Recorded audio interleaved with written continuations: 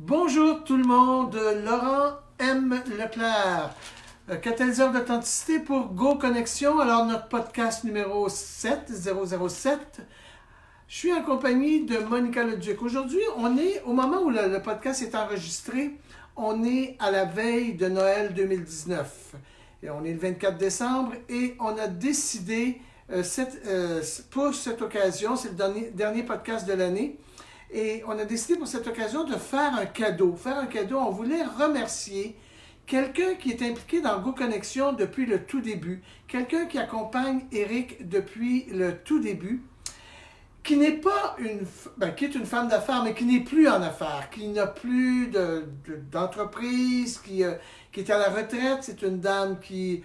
Est-ce que je peux dire ton âge? Mais oui, tu peux le dire. Alors, 84 ans? Non. 81 ans. 81. Ah, excuse, je suis en train de te vieillir. 81 ans. Alors, 81 ans quand même, hein? Puis regardez comme elle a l'air en forme, elle a l'air de 65.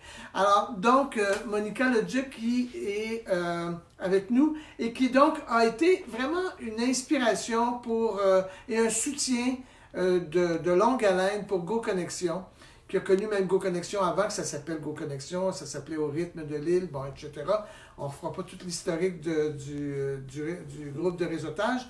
Mais alors voilà, c'est ça. Alors on a voulu vous faire un cadeau, vous faire connaître cette personne extraordinaire et également lui faire un cadeau. Pour nous, c'est une façon de la remercier, de lui dire merci Monica d'avoir été là et d'être encore là tout le temps. Elle assiste régulièrement, je pense pas qu'elle en ait manqué, à ma connaissance, elle n'en a pas manqué, régulièrement à tous les dîners de réseautage du sud-ouest de l'île depuis le début.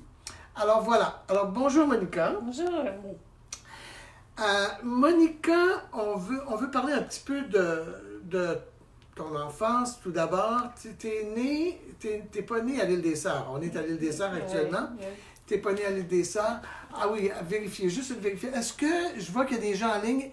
Faites-moi un pouce en l'air si le son est correct, si vous nous entendez bien. Zora, est-ce que c'est bon ou non? Fais-moi juste un petit signe pour me dire si c'est correct. Alors voilà.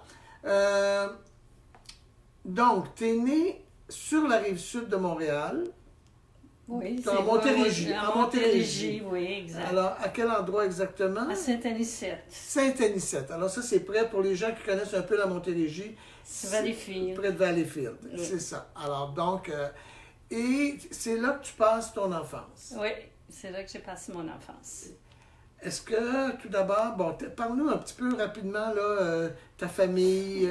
Oui. Il y avait juste un genre de petit village tout petit qui s'appelait Casaville.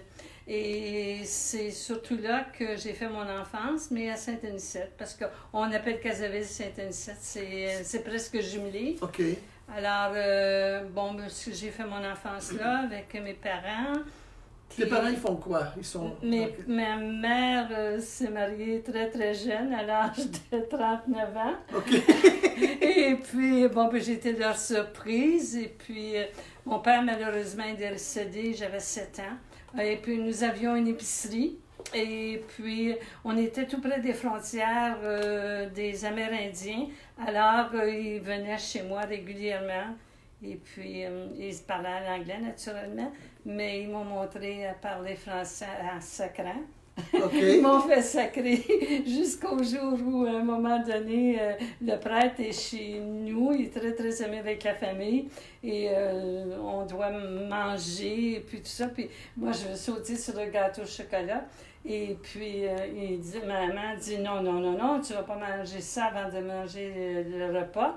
Et le curé dit non, tu ne manges pas ça. J'ai dit écoute, et s'il fallait que je vous dise tous les sacs que j'ai sortis, à lui, c'est pas possible.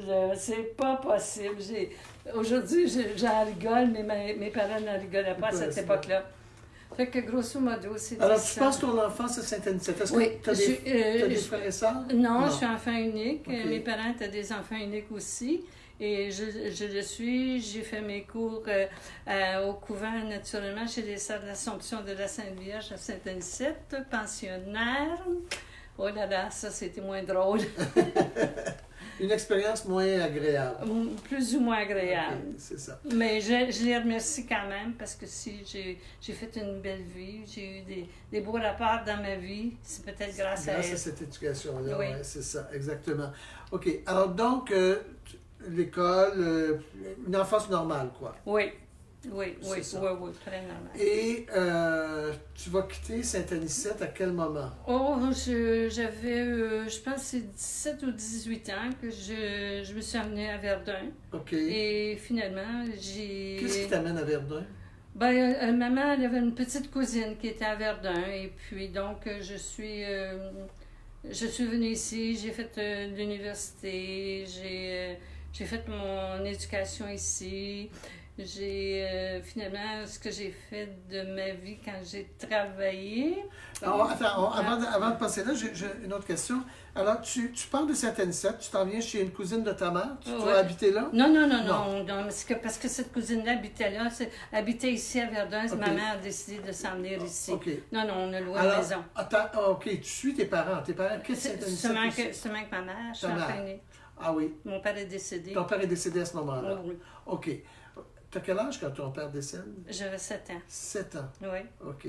oui. Ça a été un décès subi ou... Oui, parce que la veille, j'avais pas été tellement gentille avec lui. Il y avait du sel et du poivre tout près où il faisait ses travaux. Et puis, il était dans ses papiers, puis j'ai pris du sel, puis je lui ai lancé en pleine figure. Alors, il y en avait dans les yeux, tout ça. C'est que j'ai été un petit peu punie. Je me suis fait sortir de la pièce, puis pas gentiment. Et le lendemain matin, il était décédé au commerce. C'est le boulanger qui l'a trouvé décédé. Ah oui, un arrêt cardiaque Oui, probablement. oui, c'est oui, ça? oui, Ouais, oui. c'est ça. Oui. Alors, un choc, j'imagine, pour la petite fille de 7 ans? Je ne l'ai pas vraiment réalisé tout de suite. OK. Parce que la mortalité, je ne savais pas ce que c'était trop. C'est éventuellement que j'ai trouvé ça très difficile. J'ai trouvé ça difficile de perdre mon père et j'ai trouvé le plus difficile aussi, c'est d'être enfant unique. Ah oui. OK. Oui.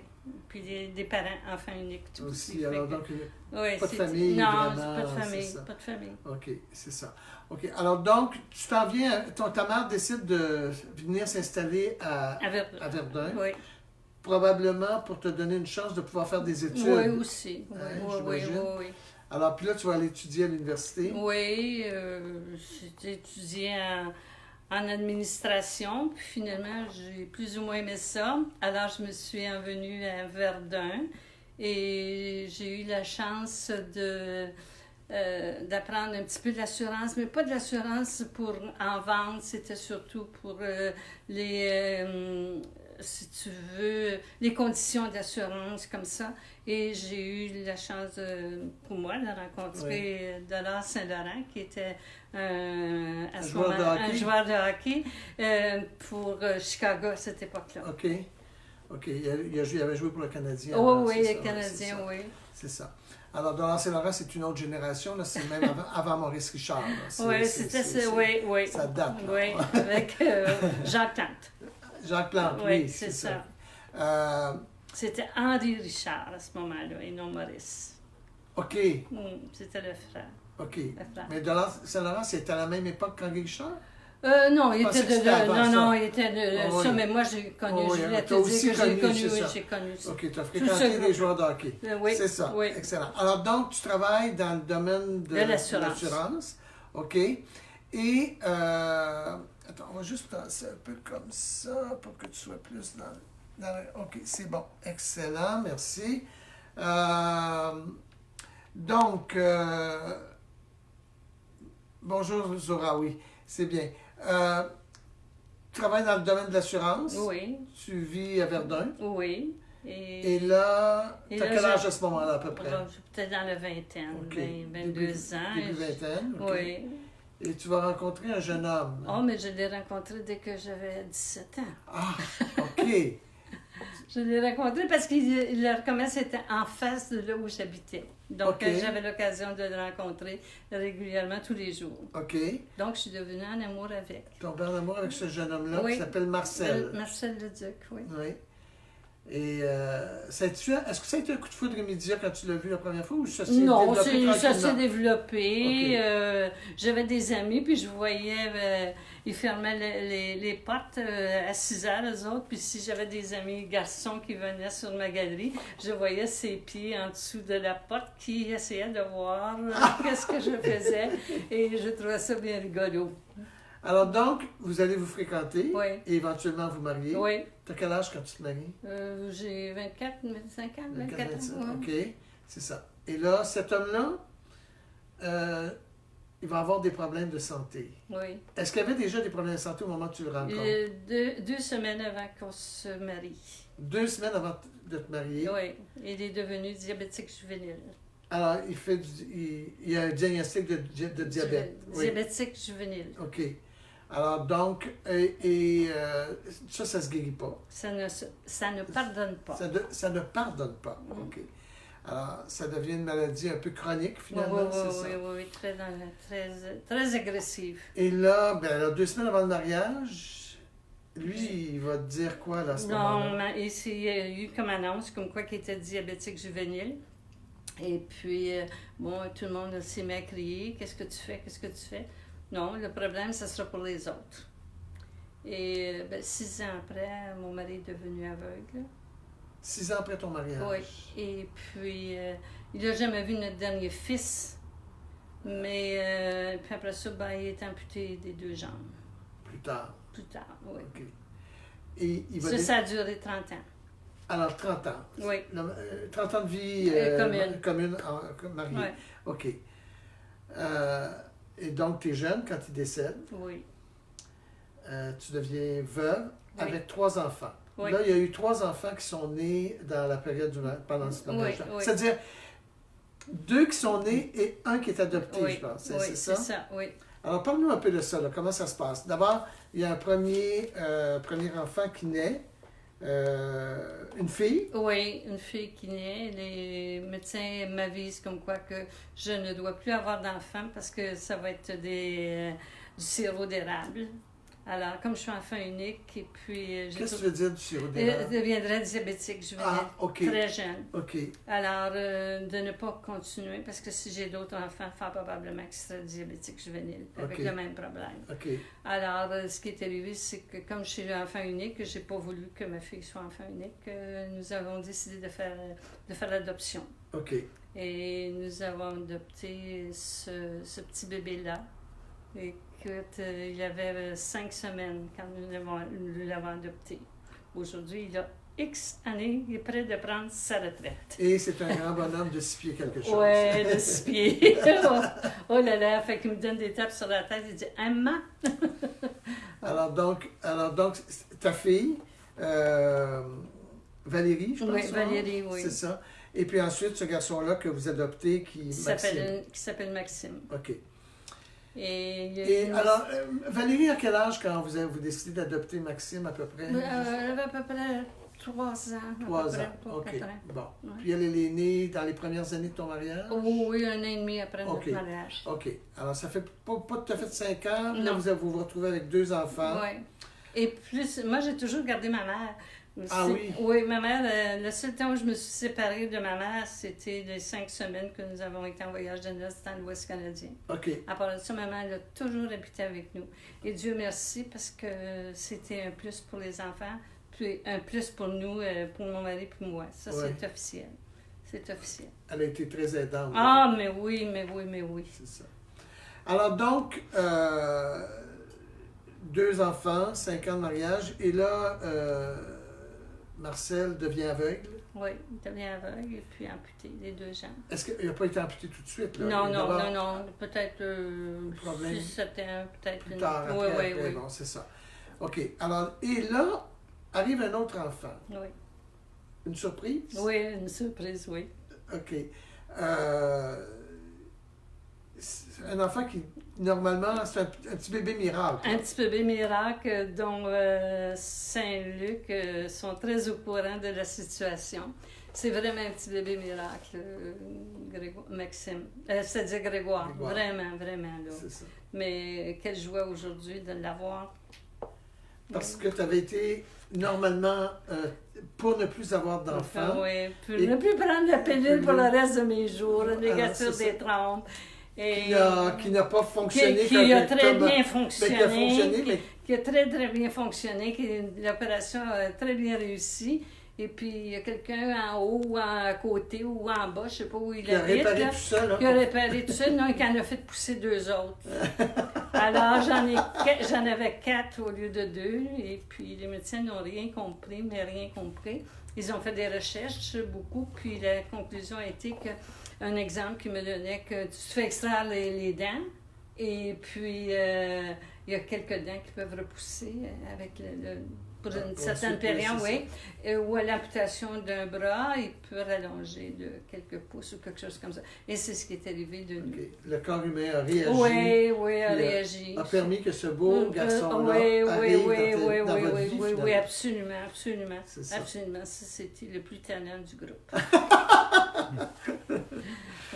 Il y a beaucoup de sens de l'humour. Oui. Oui. Comme sa mère. Bien, plus que sa mère, si vous saviez tout ce qu'il me dit. Alors donc, ce garçon Grégoire naît. Et puis là, bon, amputation des jambes de Marcel. Mon mari n'a jamais vu son dernier fils. Il n'a jamais pu le voir. Non. Non, c'est ça. Il touchait à ses cheveux, puis il disait « Ah, j'aime tes cheveux noirs. » Puis l'autre répondait « Mais non, je suis châtain. » Ah oui, c'est vrai, t'es vraiment châtain. Il le taquinait comme ça, oui, ça c'était l'histoire. C'est ça. Alors donc, et là, Marcel va décéder. Oui. Marcel, il faisait quoi? Parce qu'il était très handicapé physiquement. Oui, Marcel était un bachelier en commerce. OK. Et puis, bon, finalement, lorsqu'il a fini l'université, son père lui a demandé de prendre la relève du commerce. Alors, il a pris la relève du commerce jusqu'à son décès. Ils sont dans quel domaine? Des matériaux de construction. Okay. Et puis, c'est moi qui ai fermé boutique lorsqu'il est décédé. Et puis, ça a duré 89 ans. L'entreprise familiale avait 89 ans quand tu... J'ai quitté. Quand on a quitté. J'ai fermé. Tu as fermé, OK. Alors, tu fermes ou tu vends? Je ferme. Tu fermes, carrément. Et je fais construire des maisons sur les terrains. OK. Alors, vous avez des terrains et là, tu vas faire construire des maisons. Oui. OK. Alors ça, t'es un peu la bosse des affaires, finalement, quelque part. Oh non. Non. La bosse des affaires, ça fait pas partie. C'est mon ennemi juré. Ah oui? La bosse Parce des que affaires. moi, 2 plus 2, ça donne 10. Ah, OK. Mais quand même, tu réussis à faire rouler des trucs. Oui, j'ai eu de l'aide aussi, naturellement, mais non, ça a bien été, dans le fond. Et puis, tu élèves tes enfants. Oui. Et puis, à un moment donné, à quel moment est-ce que tu viens t'installer ici à l'île des Sœurs? Parce que, bon, l'île des Sœurs, pour les gens qui... C'est du côté sud-ouest de Montréal, là, c'est à la sortie du pont ou l'entrée, dépendamment du pont Samuel de Champlain, pour ceux qui connaissent la région. Qu'est-ce qui fait que tu vas venir t'installer ici, à l'île des Sœurs? Ben, j'ai des amis qui sont ici, et puis, je connaissais pas mal l'histoire de l'île des Sœurs, et c'est comme ça que je me suis emmenée ici. Je suis venue les retrouver ici, puis depuis ce temps-là que j'y suis. Ça fait combien de temps? Moi, ça fait une 30aine d'années, peut-être plus. Là. Alors, à l'époque où l'île des Sœurs était naissante, finalement. Presque, oui. C'est-à-dire Oui. Ah non, on était supposé d'être 15 ou 25 000 maximum sur l'île des Sœurs à cette époque-là. OK. Et il y a combien de personnes sur l'île des Sœurs? Oh, il y en avait. Maintenant, il y en a une 50aine de mille, j'imagine. Oui, dépassé. Dépassé. C'était intriguant parce que tu dis, est-ce qu'on va couler un jour? L'île ne va pas couler. Ouais. C'est ça. Alors, donc, tu habites ici maintenant depuis ce temps-là. Oui.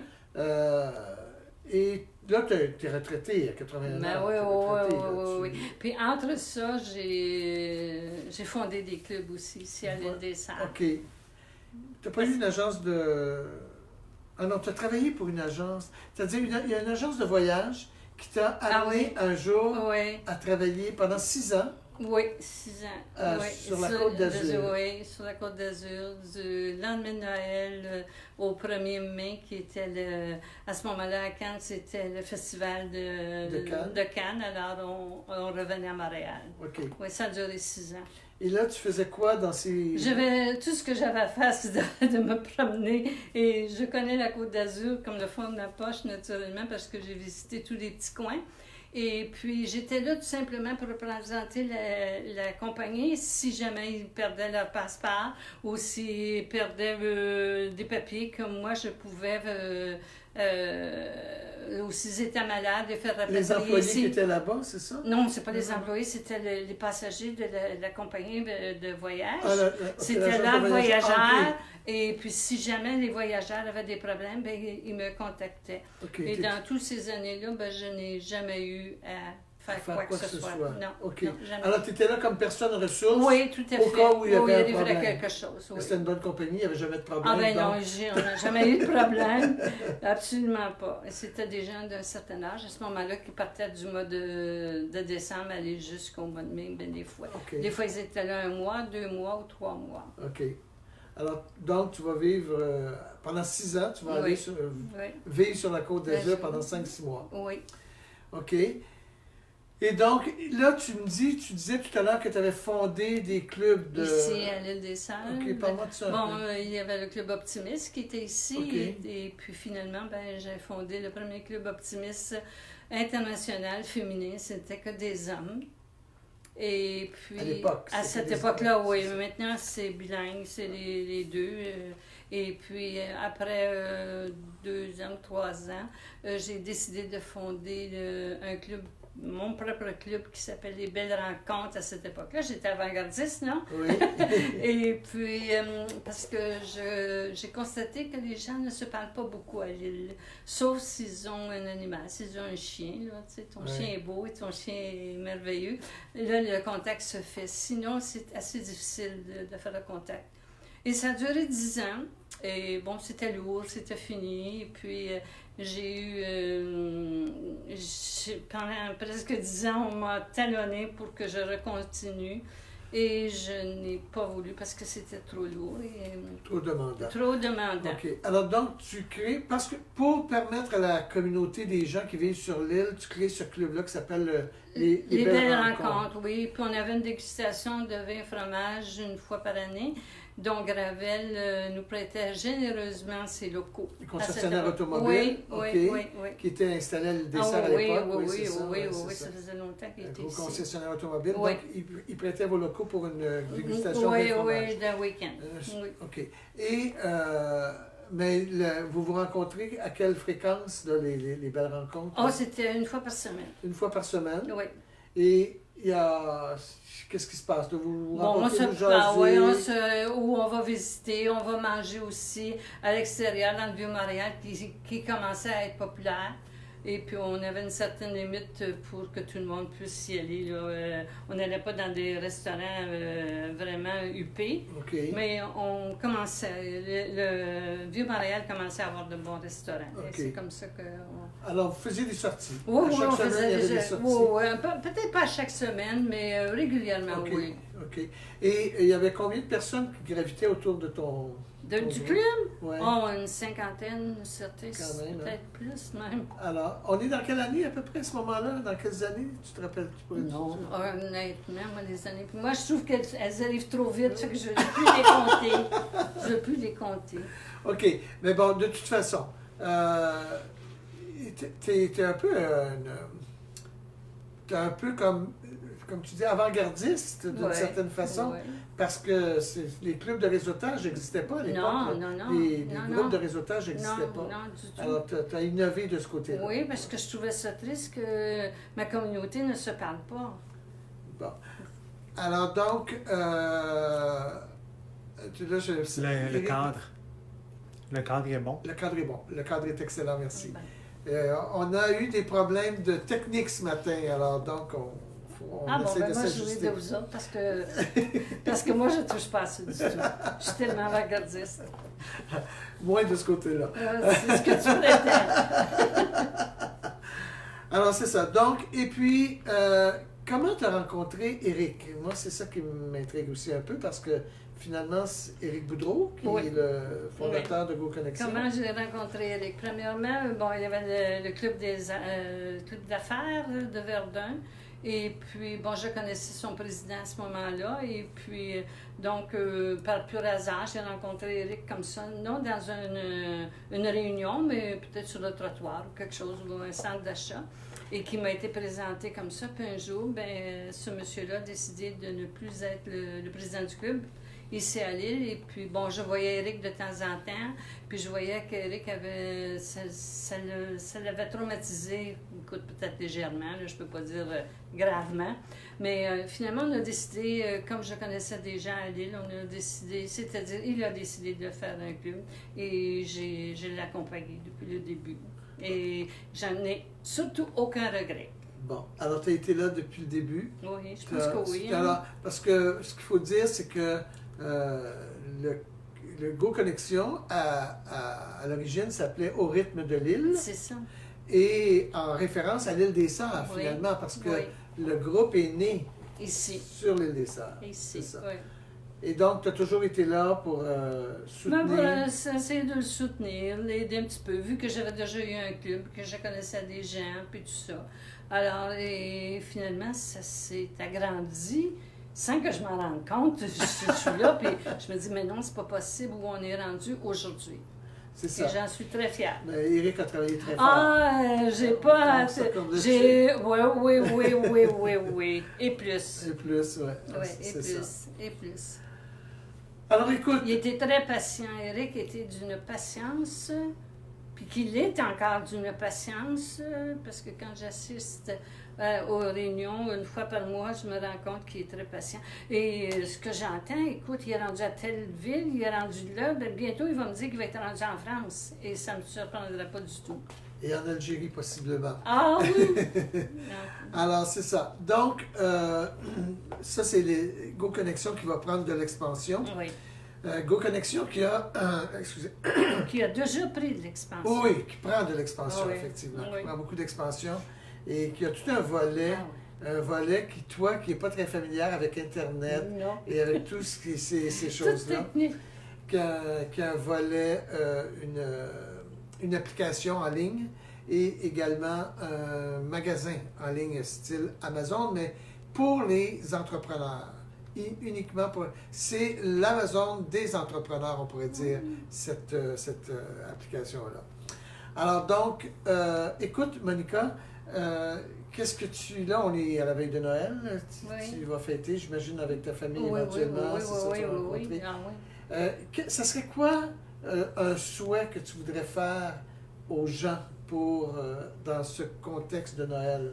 Oh, je souhaite d'être le plus heureux. Vous savez, c'est pas nécessaire d'avoir beaucoup d'argent ou des choses comme ça, de la santé premièrement. Et quelquefois, on s'en rend pas compte et puis on pourrait être plus facilement heureux. Puis on passe à côté, bien des fois, de cette situation-là. Puis c'est plus tard qu'on dit « Ah, mon Dieu, j'aurais donc dû. » OK. Qu'est-ce qui fait qu'on passe à côté? Est-ce que Bon, il y a tellement de choses maintenant dans la vie, tellement de problèmes tout le monde essaie de se protéger sur tous les côtés monétaires, côté personnel, l'Internet, bien tout le monde fouille dans l'Internet pour... ce que j'entends parler entre l'école, je ne peux pas vous dire parce que moi, je n'y touche pas, je suis moderne. Alors, mais je souhaite, j'espère que la vie va se calmer un peu parce que quelquefois c'est déprimant. Mais moi, je parle du passé aussi, là, fait que oubliez ça, là. Mais je trouve que c'est vraiment trop loin maintenant. On va trop loin. Écoute, nous, ce qu'on espère, c'est que tu vas être encore là très longtemps. Tu es en pleine santé. J'ai un privilège. Pleine d'énergie. Ah, c'est un privilège. Honnêtement, puis j'en suis très consciente d'être aussi en santé et aussi en forme. En forme? Ah oui, à l'âge que oui, ma jeunesse me le prouve. Bien, écoute, on est très content de t'avoir avec nous, Monica. On te souhaite un super beau temps des fêtes, beaucoup d'amour, de la santé, de la santé, de la santé. On ne peut souhaiter que ça. C'est ce qu'on souhaite à tout le monde, de toute façon. Mais vous savez, l'amour, j'en ai beaucoup, beaucoup, beaucoup. De mon entourage, surtout de mes enfants, de mes petits-enfants, mais j'en ai aussi beaucoup de mon entourage. Parce que tu donnes beaucoup d'amour, Monica. Ça revient, ça. Je vois que mes enfants donnent beaucoup d'amour aussi avec les gestes qu'un de mes fils pose dans le moment, là, avec qui garde une petite fille en foyer nourricier. Là, chapeau. Oui. Chapeau. C'est bien. Ben, merci infiniment d'avoir été là. Ben, le merci vient du profond de mon cœur. Merci, Monica. Alors, bonne fin de journée. Merci. On vous souhaite des joyeuses fêtes pour ceux qui nous écoutent en direct. Merci. Ceux qui nous verront en différé, on espère que vous aurez passé un bon Noël 2019. On vous souhaite une excellente année 2020. Oui. Je trouve que c'est un beau chiffre 2020. Oui. Je trouve ça beau. J'espère que dans 10 ans, vous allez tous les deux venir m'interroger. Ah! Ben oui, tu vas voir jusqu'à 91. Oui, quand même. C'est ça. Ben on fera ça. On prend l'engagement. D'accord. D'accord. Alors, puis, tout le monde, donc, très joyeuse fête de la part de Go Connexion. Oui. Laurent M. Leclerc, catalyseur d'authenticité, podcast numéro 007 pour Go Connexion. Bonne fin de journée tout le monde.